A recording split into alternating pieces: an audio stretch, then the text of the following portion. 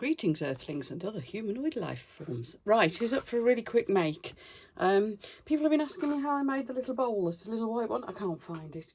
The little white one with the silver pattern in the bottom. And yeah, as I can't find it, I can't show you which one I mean. But anyway, I was going to show you how I did it today. But I'm going to use some different materials just to see how they work. Now, this is clear acetate. It's just one of the Kanban brand ones that's got beautiful patterns on it. The one I used for the little white bowl had got silver on it. If you want to see the little bowl, actually, it's on the video where I did the tropical red and green bowl. It's that same one. So, same mould. And yeah, I'll put you a link to it anyway, so you know what I'm talking about. So I've cut myself a 4-inch circle here. This is the mould of the bowl that I made. And of course that happens to be 4 inches, so I've just cut that little circle out. Now what we're going to be using today, just for the sake of variety, is some polyurethane resin. And a lot of people have been getting this lately because it's such a quick curing thing. And I've got the black one, already put the black in my little pot. Going to mix it up. It's a 1-to-1, and then we're going to apply that piece afterwards. And here we go. Let's pour that in. So as I said, it's a 1-to-1, nice and easy. You don't get a lot of work time with this. You're going to have to be fast. So I shall stir like crazy. You know me, I'm good at stirring like crazy. So that is what I'll do. Going to use a little plastic knife, because the bigger stirring area, bigger surface area than what I usually have, I think is advantageous when you're trying to stir quickly. So here we go.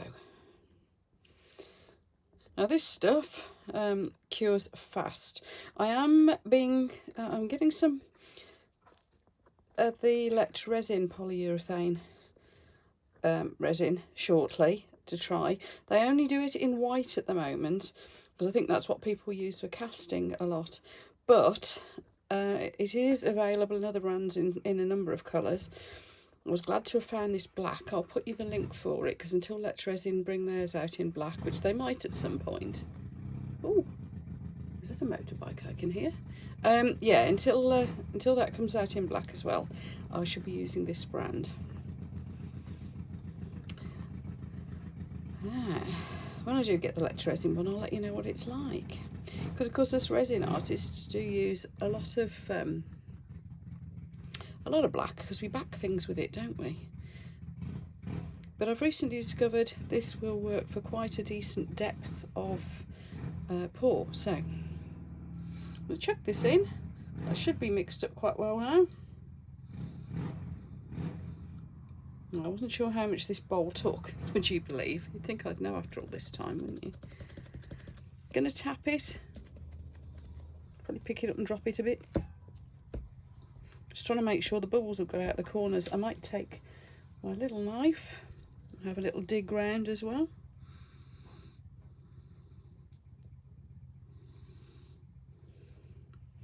Because that lip is a bit prone to getting bubbles. Right then, this must be really close. It's, yeah, this stuff cures so fast. Right, in the meantime, to the side of this, I have got mixing up some Apex One Coat. Now this is intended for shallow pours, more for doming and things like that. Great for coasters because it's ridiculously heat resistant. And I have added a tiny bit of purple glitter, because I just suddenly decided on a whim I would. And of course I've stirred it too fast because I got all excited, so I'm having to put a little bit of alcohol in to help it lose its bubbles. Although by the time I come to do something with it, it will have cleared those anyway. The other thing I've got ready is a little kind of spatula-y thingy, because I'm going to need to be able to spread that little bit of resin around inside the bottom of the bowl rather thoroughly. Now, so I'm just going to give this a few more minutes. I can feel it's really hot. I'll give it time to cool down. The frog is nearly there as well, and I poured some in this little mould here, which can be my tester to see if it's cured. It's looking good. I think this is a guinea pig. Let's have a look. Yeah, he's cured. Isn't he cute? Anyway, because this is bigger and it's the main piece, I'm just going to give it a bit longer to be on the safe side. And in the meantime, I may as well carry on stirring this. Let's pour into the bottom of the mould our epoxy resin. It is a great shame. It's quite a lot actually, it's probably more than I needed.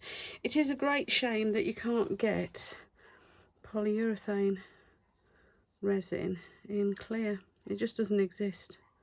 I take it it's an impossibility, I presume. I don't know. Must be, otherwise they'd be doing it, wouldn't they? Now, what I want to do, I guess I could tip the bowl around, but what I really want to do is try to spread it around the base. Let's turn the bowl, that would be easier, wouldn't it?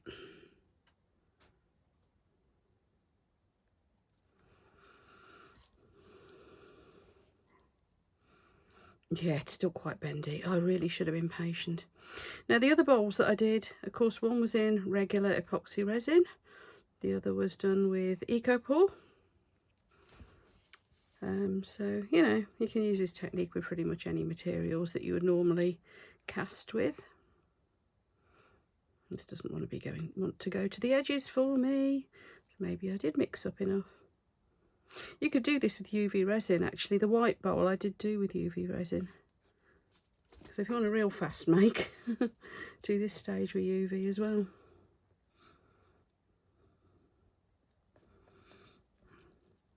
But yeah, I'm just trying to get it to go all over basically, so I can then just drop my little piece of acetate on top.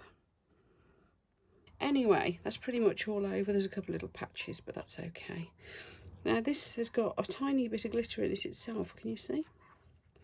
And we're going to use the taco method. I can't remember who called it the taco method, but I just thought, oh, that is so right. And that is basically curl it up before you put it down into like a taco shape, because then you can push the bubbles out. It's easier than trying to drop it from one side, I find. Right, we're just going to let that cure.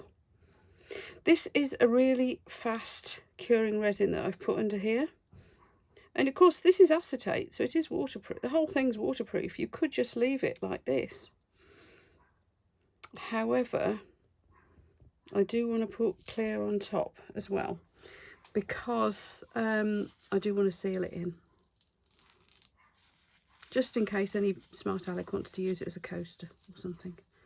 Because acetate on its own is not going to be terribly water resistant, is it? Heat resistant, sorry. Get my worms right. Who was it used to say worms? Get the worms right. Might have been Ronnie Barker. Was it Brits? Brits out there? Was it Ronnie Barker that said getting the worms right? And they meant words. Might have been. He was a master of wordplay, wasn't he? So I'm just going around trying to clean the sides up, because I didn't really want them at the sides. This is a kind of satin finish bowl. I don't mind if it's obviously over the pattern, because that's going to have resin over it anyway. So, but I did kind of want to keep the satin finish to the sides if I can. Okay, so it's been just a couple of hours, but that's sort of solidified. It hasn't totally cured, but it's plenty cured enough. It's just slightly tacky, that's all. So I can put the next layer in, and this is the finishing touch. Basically, I'm just going to coat over the top of this, and I'm mixing up some more of that shallow pore quick cure resin. It's the same one again, which is the one coat. Right, I'm mixing and mixing and mixing. As you can see, it's starting to go clear. I've filled it with bubbles again, even though I've been mixing slowly. It's just what happens. Do not fret. Right.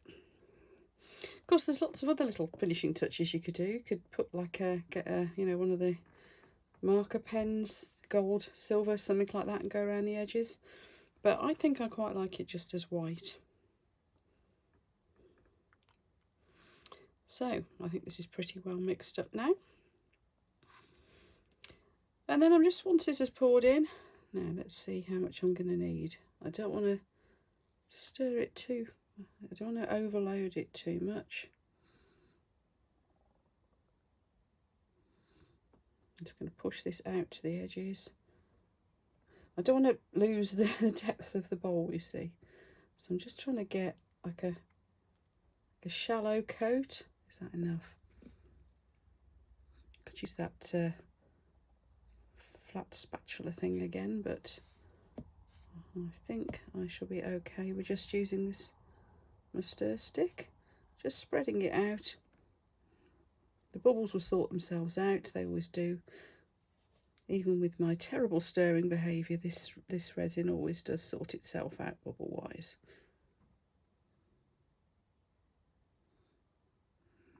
And as I said, it goes up to a really high temperature. Certainly enough if somebody wanted to use it to put a cup of tea in it, that's for certain. So I'm just trying to go around and get this up to the edges. Actually, I'm finding this easier than I did with that spatula thing. I mean, really all I'm doing with this now is just sealing it in, giving it a final top coat, and we're done.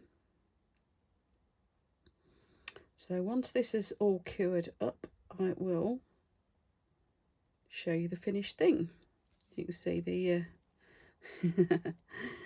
the mould itself is, you know, the polyurethane resin has completely cured itself now. There's no wibbly bits on it. It's got its shape properly.